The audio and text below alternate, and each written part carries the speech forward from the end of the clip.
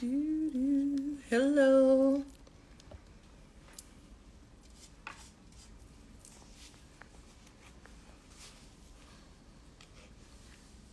Hi, welcome.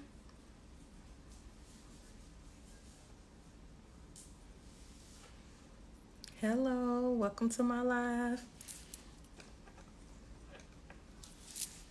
Thank y'all for joining. She has some background music, but my computer's acting up, so I can't put it on.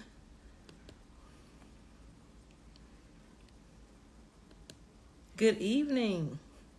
How are you doing? How's everyone doing this Friday evening? Are you happy that today is Friday? TGIF. Time to get ready for the weekend and relax.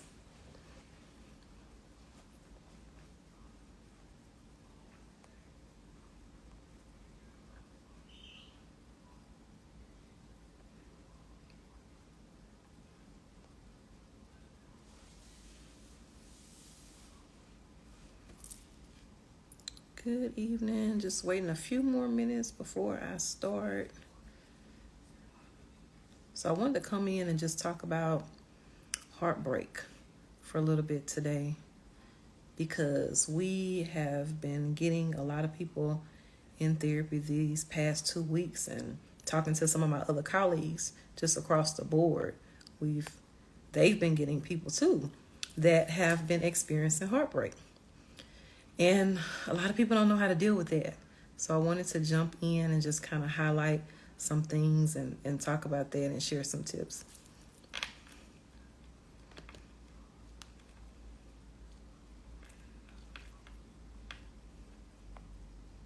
Welcome. Come on in.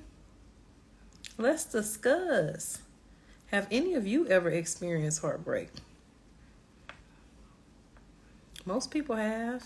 And if you haven't, continue to keep living. Hopefully, I don't wish that on my worst enemy. So whoever is fortunate enough to not have to go through that is great.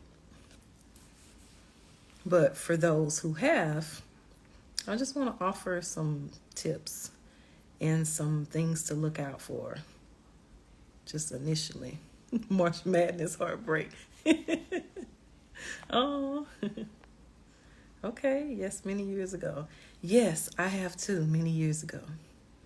I think it's important to be transparent. Yeah, and talk about that. It's part of life. So it's not, it's not nothing to be ashamed of. I think a lot of times when people have experienced heartbreak, it just catapults them into really understanding yourself and starting you on your self-love journey and really understanding, if anything, what it is that you don't want in a relationship. So, you were able to learn that. So moving forward, you should be able to just recognize the red flags or, some of the different issues up front.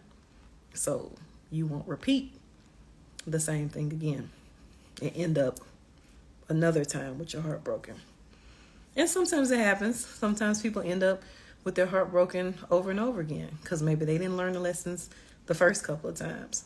But eventually you learn and you decide to set boundaries and, you're better equipped for the next relationship.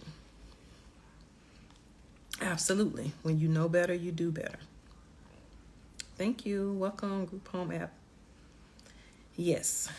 So I wanted to talk about it because a lot of people, and it's important to understand, like, we go through some of the same things. A lot of people experience the same things. It doesn't matter your race. It doesn't matter your culture. A lot of people would be surprised to know, talking to many different people from many different cultures, from many different races, we all experience some of the same things and in some of the same ways. So, and everybody, has the common denominator of feeling sad and not understanding how to cope when they have experienced something such drastic sometimes, in some cases, that it's really, severe heartbreak. So What do we tend to do? I know in my experience, I turned all my attention back to me and then started focusing on like school and going back to school when I experienced that. And I mean, some people can say, hey, that's a defense mechanism and you repress the feelings and you put your emotions into something else, which is true. You know, sometimes you do that. You channel something else. So to me, it was more turn the attention toward yourself, toward myself, implement self-love and try to be the best version of myself that I can. So what does that look like? If I have goals and things that I'm trying to accomplish, such as going back to school, that was something that I did back then. You know, I set out to go back to school and that's what I did. And so it helped me on my journey. But for everyone, it's not the same.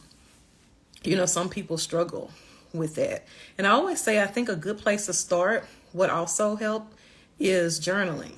Being able to write down some experiences that you have had, things that you've experienced in the relationship that wasn't so good, and things that you may have experienced that was good in a relationship. See, a lot of times people are so distraught over the heartbreak because they focus on the good qualities in the person, male or female. You're focusing on how good they were, what were the great times, and you're not necessarily focusing on the thing or the issue that occurred to make you break up in the first place. So really seeking clarity, kind of writing those things down. And sometimes you never get closure from the other person. But if you have an opportunity to have a conversation with that person that you was in a relationship with to see, you know, what are some things that could have been done differently? What were their flaws? What were your flaws? If you can have a cordial conversation to find out those things, that aids in your level of closure. But sometimes you don't get that opportunity. So if you don't ever get that opportunity, your closure is you knowing that you're going to be okay. So start journaling, writing down, hey, you know, these are some things that I noticed. These are some things that I learned about myself. These are some things that I know that I don't want in my next relationship.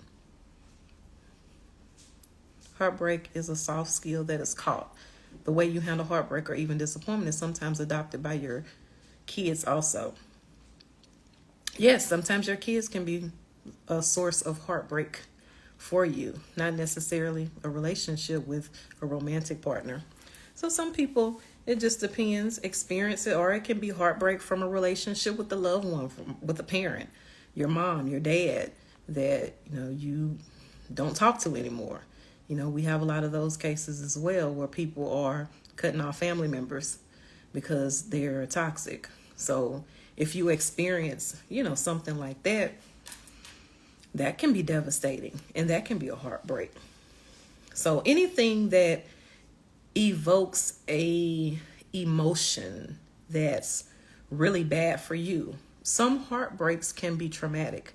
Sometimes it takes people many years to get over a heartbreak.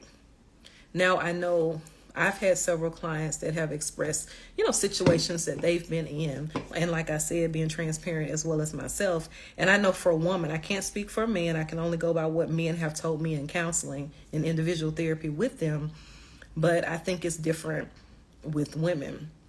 Some women, when they love hard and they really expect to be with the person that they're with for a long period of time, it causes them severe devastation.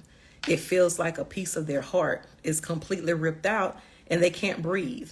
And so they may, you know, get past the heartbreak, but then it's hard for them to get into a relationship with the next person because they still have the situation, what happened with the last person in their mind, on their heart, whatever. And sometimes that they may have not dated that person in 10 years, but because they experienced something so severe, they've been guarded for that long. And it takes them, you know, just that amount of time or sometimes longer or sometimes never to even get over that past experience.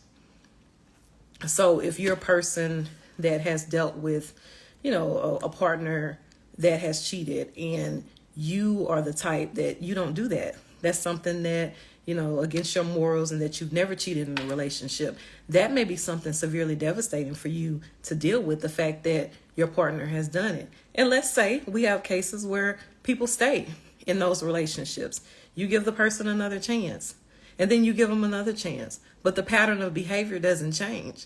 That person continues to do the same thing over and over and over again. So at what point do you decide to set boundaries in the relationship?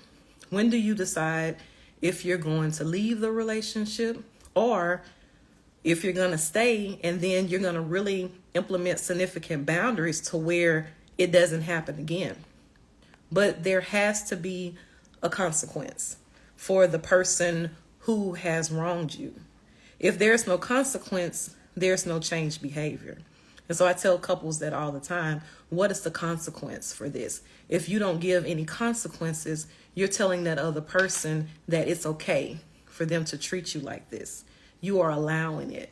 So it becomes a boundary issue. And then we go into how to set boundaries. What are your boundaries? Recognizing what it is that you want.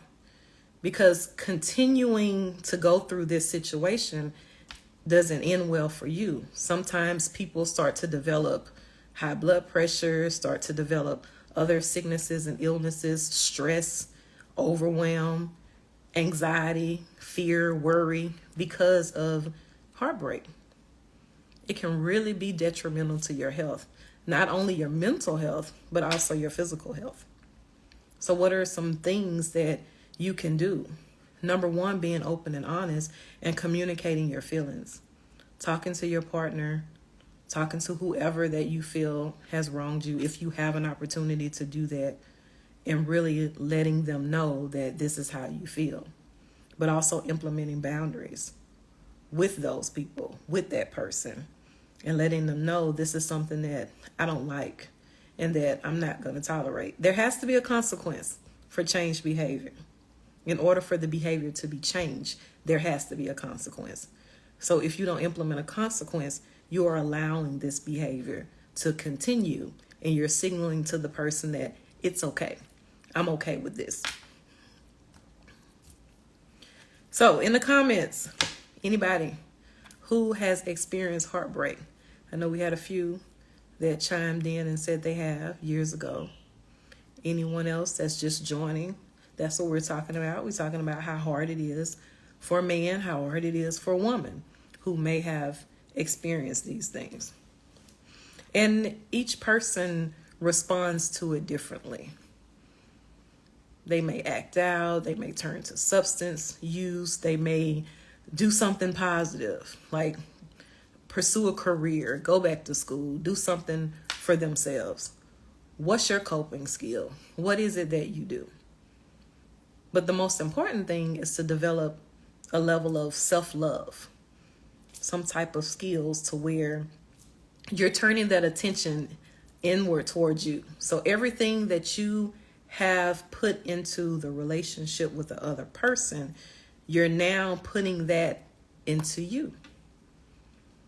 Trying to be the best version of you as possible. Some normacy in your life. What does that look like? Oftentimes we spend so much of time trying to make other people happy and making sure that they're okay, so where you're the last person that you're thinking about. And it's important for you to be okay too.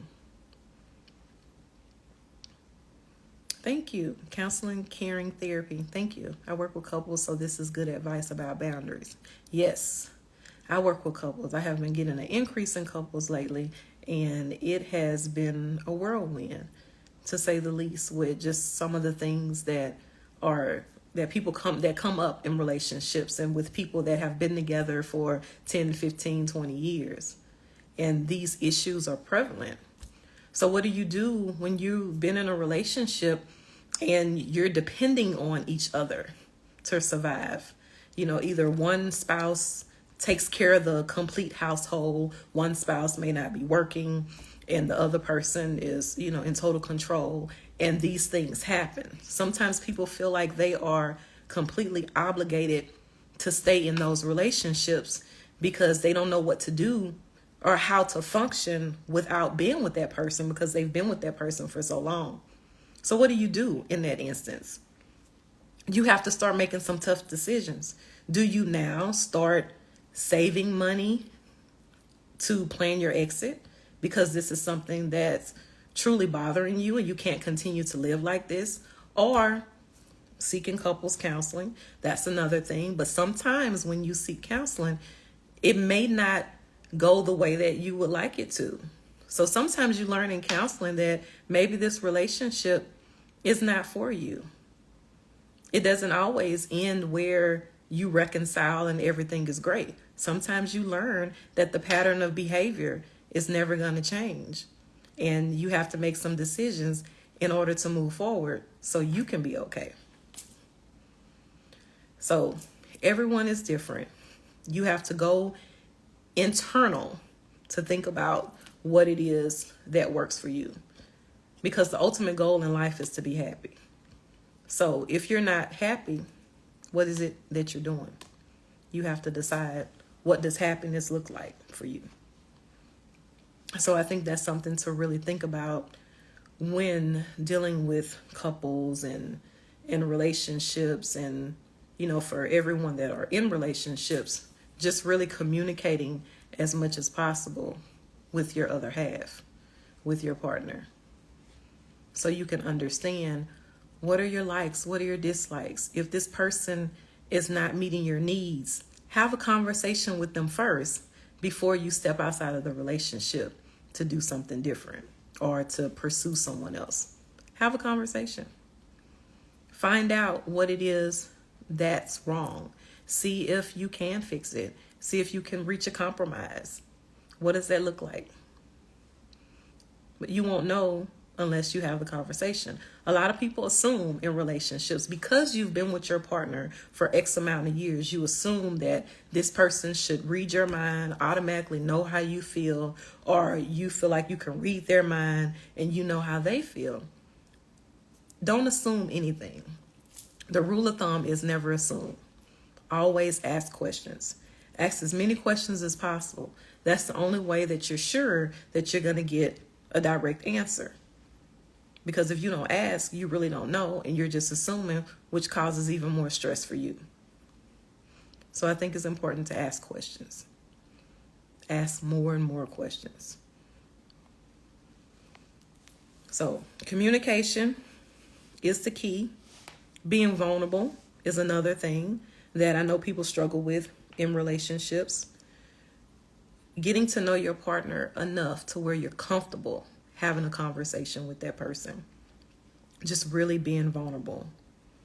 Telling them your thoughts, your feelings, your emotions, all of these things. I think that's really important.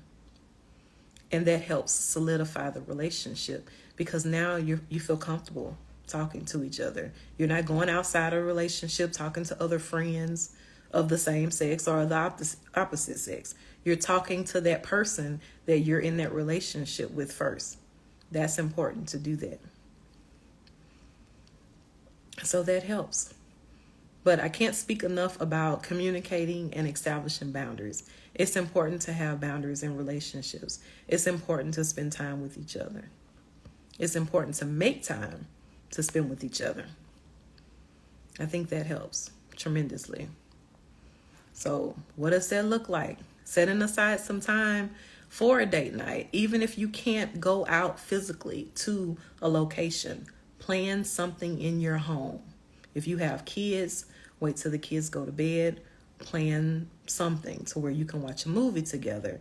You can indulge in some type of communication together, talking about your day, talking about some things that may have arose in a relationship during the past week or two. Just really being able to catch up with each other. That's important that you set aside some time to do that. All of these things are preventatives. Things that you can do to prevent heartbreak in the first place. Because once you establish that you are heartbroken, that's hard. It's really hard. It's hard for most people to get through.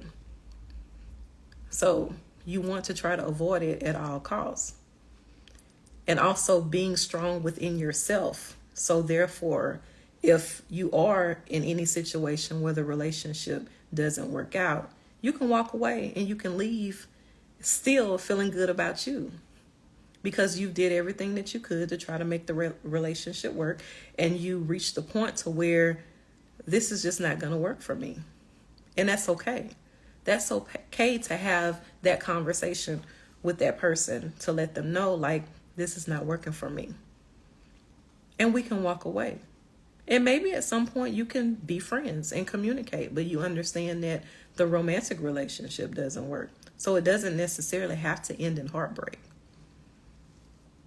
That's where the conversations come in, and having more and more conversations and understanding if you and that person align with each other. A lot of times people are forcing relationships that don't align in the first place. You're ignoring the red flags. You see things in the beginning that are not working in the relationship, but you still choose to, for whatever reason, move forward and continue to be together. Either you're trying to prove other people who have told you that they see that the relationship is not going to work. Either you're trying to prove them wrong to show them that you can make it work, or for whatever reason, you just believe that I can change this other person. And these flaws that they're having now, they'll change those when time goes on. So then you see, as you're with this person for years and years, that the pattern of behavior doesn't change. And they're still the same person that you met initially, that you hope would change, and they didn't. So then you have to ask yourself, now what do I do moving forward? Because I noticed these things in the beginning. I noticed the pattern of behavior, but I ignored it. I ignored all the red flags because I wanted what I wanted. So now you have to make some decisions. How do you move forward? Do you continue with it to make it work? Or do you say, I wish you well, and this is not working for me? So it's up to you. So you have to decide what makes you happy. That's the ultimate goal.